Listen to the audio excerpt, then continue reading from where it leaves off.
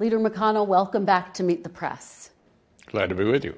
Well, it is an honor to have you. I see you have your tie on with the Ukraine colors. I understand that you were able to speak with President Zelensky today. What was his message to you? Well, he was grateful because he knew that the big challenge was on my party. And I think it was nice of him to mention that we had a bigger vote than we did a couple months ago. I think there's a growing feeling in the Republican conference in the Senate that the isolationist path is not a good idea. And even moving past the current crisis in Ukraine, the Biden administration has not been that great either. I mean, I thought the withdrawal from Afghanistan was a huge mistake. We were not in combat there any longer. The underfunding of defense, not a single submission by the Biden administration has kept up with inflation in their requests for defense. So we need to get serious about what we're up against: China, Russia, Iran, and terrorism. A more formidable combination of problems than we had even going into World War II, because I don't think we had the terrorism issue at that point, but we sure had two big adversaries. I'm curious, what was your message to President Zelensky, and is this aid getting there too late to make a difference, Leader McConnell? I can only express my own view, which is that I'm with them. And I don't think we ought to try to force a settlement they don't want to make. I have the same view of Israel, for example. You know, the administration basically saying you ought to have an election. It's not our job to tell a Democratic ally whether or not to have an election. Or also, and I think we've done some of this in both these countries, trying to give them restrictions on how they fight the war. They're there, they're in the conflict. I don't think telling them how they ought to run their military operation is in our best interest or theirs. I want to get to the isolationism in your party, and I do want to get to the Middle East. But just on this point, do you think after this 6 months battle for the aid to Ukraine, do you worry it's getting there too late? I think we need to stick with them. I think it's important to us. Look at all the good things that have happened to us as a result of this. Most of the money is being spent in the U.S. in 38 different states. The Europeans have stepped up. We've got 2 new members of NATO. The Prime Minister of Japan here a couple of weeks ago spent a lot of time talking about Ukraine. And he had previously said, if you want to send President Xi a message, beat Putin in Ukraine. This is a worldwide problem. It's not going to go away after one supplemental. Well, let's talk about your concerns about the future, the isolationism in your own party. What is your message to the isolationists in the Republican Party? That Ronald Reagan had it right. You get peace through strength. And I would say to the Democrats, they've got a problem on the left. So it's not just us having kind of an isolationist discussion. You've got visible anti-Semitism on the left. So we've all got to get serious about the challenges ahead of us. Engaging in anti-Semitic behavior in the United States needs to be stood up to by the administrators of these colleges. Well, and we're going to talk about the colleges. Anti-Semitism, though, is not just a problem that's unique to one party or another. I mean, anti-Semitism is something that the country is facing together. But I do want to ask you, on this issue of the future of the Republican Party, you're saying that it's turned the corner on isolationism. What gives you that confidence when more House Republicans voted against more aid to Ukraine than for it? Well, I'm a minority leader of the Senate, and I can only report how we've done here.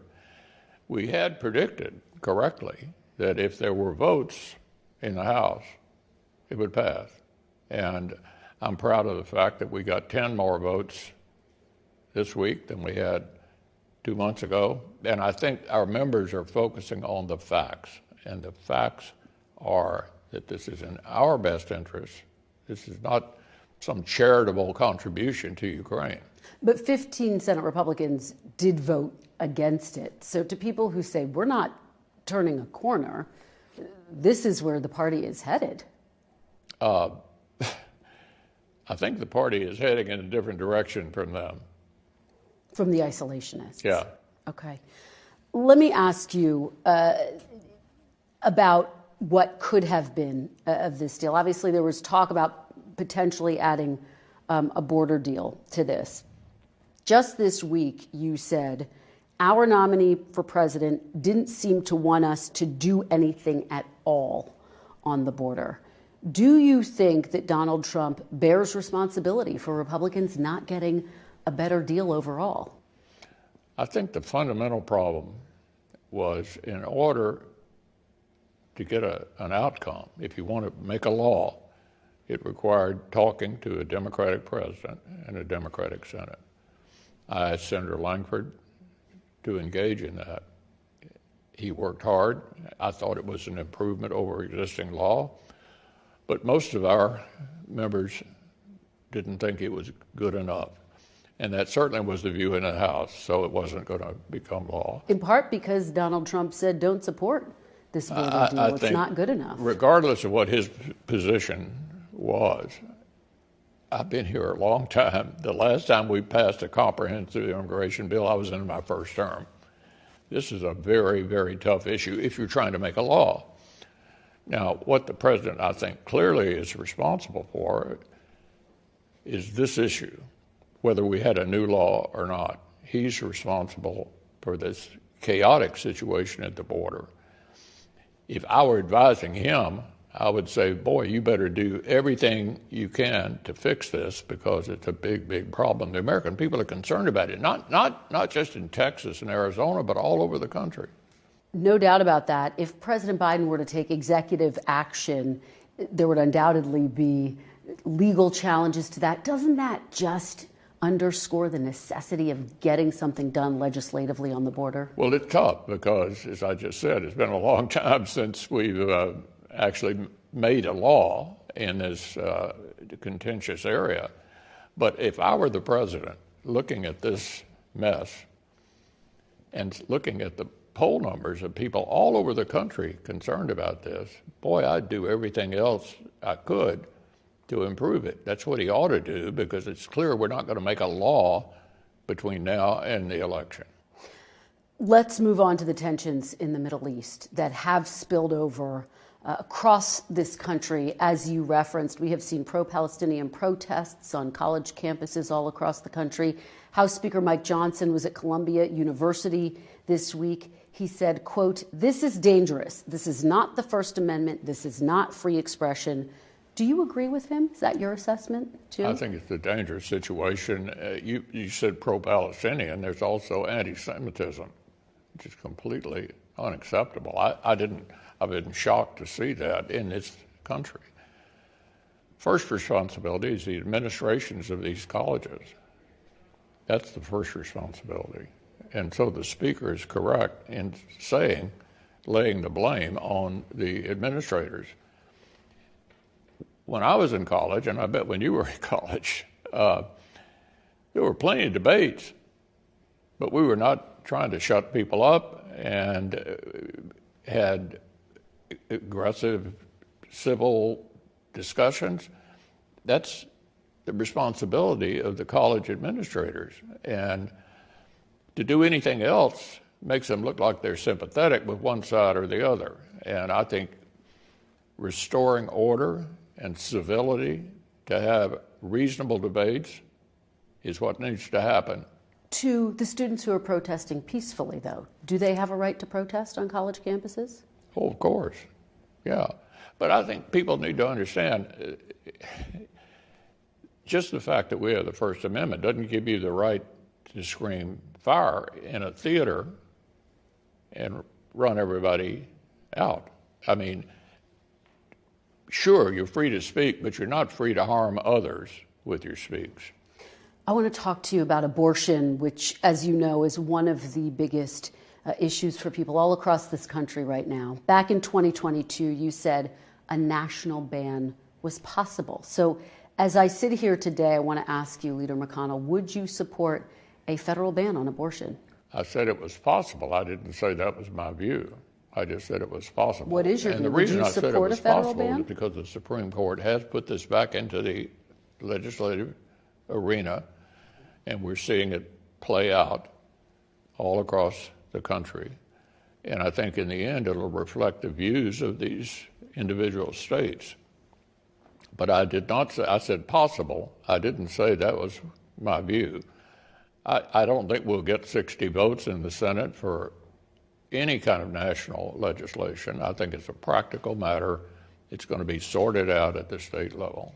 If a federal ban came before you for a vote, though, would you support it? A 15-week federal ban with exceptions, what Lindsey Graham is proposing? Yeah, I'm not advocating anything at this level. I think it's going to be sorted out all across the country and be very different in different states. So you don't think a federal ban is likely? You think it's possible? I don't think any federal legislation is likely to get 60 votes in the Senate on any direction. When I talk to advocates, they say they want clarity from the Republican Party on this issue. Should the Republican Party take a stance on whether it supports a federal ban? At the risk of being redundant, it seems to me views about this issue at the state level vary depending on where you are. And we get elected by states. And my members are smart enough to figure out how they want to deal with this very divisive issue based upon the people who actually send them here. Let's talk about what's going on at the Supreme Court this week. In 2021, you voted to acquit Donald Trump in his second impeachment, saying on the Senate floor, quote, "We have a criminal justice system in this country. We have civil litigation, and former presidents are not immune from being held accountable by either one." As we sit here, Donald Trump's attorneys are arguing before the Supreme Court that presidents are immune from criminal prosecution for actions that they take while they are in office. Do you agree with that argument? We're going to find out, aren't we? I mean, the Supreme Court is going to deal with that direct issue that I was referring to on February 13th of 2021. And I think we'll find out sometime soon. What do you think, Leader McConnell? Do you think that presidents should be immune from criminal prosecution for actions while they're in office? Obviously, I don't think that, but it's not up to me to make that decision. The president clearly needs some kind of immunity, or he'd be in court all the time. So we'll see how the Supreme Court deals with it. Just to be very clear, you said former presidents are not immune from being held accountable. You stand by those comments? That was my view, but I don't make that decision. But you stand by those comments? I mean, that's my view. But my view is only my view. I mean, the court is going to decide, yes. But just to be clear, you stand by those comments. Former presidents are not immune from being held accountable. Yeah, I do, but many times I have to say I'm not on the Supreme Court. I don't get to make the final decision on that. Do you ever regret your vote to acquit former President Trump in his second impeachment trial? Look, he was not president anymore at that point. There's a big debate about whether or not you could even impeach somebody, remove them from office that they don't hold. I stick with what I said then. I addressed this issue on January 6th, and on February 13th, I stand by everything I said. So you do not regret your decision to acquit him? I stand by everything I said when I addressed this issue on January 6th and February 13th. And you have said that you endorse former President Trump. Are you going to vote for him? I said 3 years ago, shortly after the assault on the Capitol, that I would support the nominee of the party, whoever that was, and I do. And that includes voting for him? I said it 3 years ago. I'm not just making news today. I'm simply referring back to what I said shortly after the assault on the Capitol. And to those who hear that and wonder how you can support him despite being so critical of him, after January 6th, despite saying that we've got to leave this up to the courts? What say you? Well, the answer is the Republican voters of this country have spoken. They get to pick nominees for president.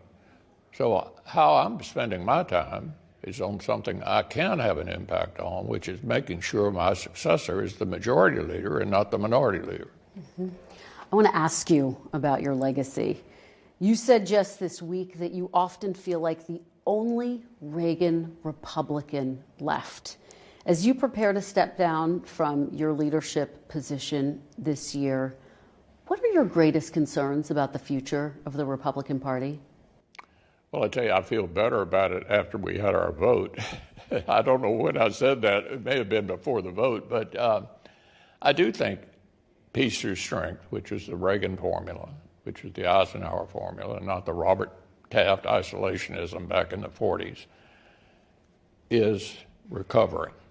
And I think in this episode, more of my members really focused on the facts. And it's hard to argue against the supplemental. It's in our interest. This is not charity to Ukraine. It's in our interest. And I think we've sort of refocused on the importance of playing the kind of role that we need to play in the world. It's in our interest. None of this is charity. The whole democratic world is in favor of what we did this week. That should get the attention of our members. Plus, all the jobs that are being created in their states with the money that we're spending retooling our industrial base for the big challenges ahead against China, against Russia, against Iran. I hear your optimism, and yet some Republicans say this is the last aid bill that will ever get passed to Ukraine. Can Ukraine count on the United States to stay with it for more support, more aid in the future? Well, just to go back in history one more time, before World War II, Robert Taft was the most important Republican. Everybody knew who he was.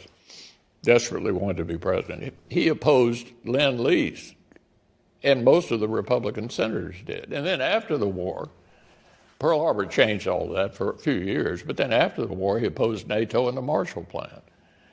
He ran for president in 1952, fortunately lost to Eisenhower, who had a totally different view of America's role in the world and what we needed, the role we needed to play. So we've had a tendency to be isolationists when there were Democrats in the White House. But I think, in fact, if you look at the condition of the world right now, it's actually more dangerous than before World War II.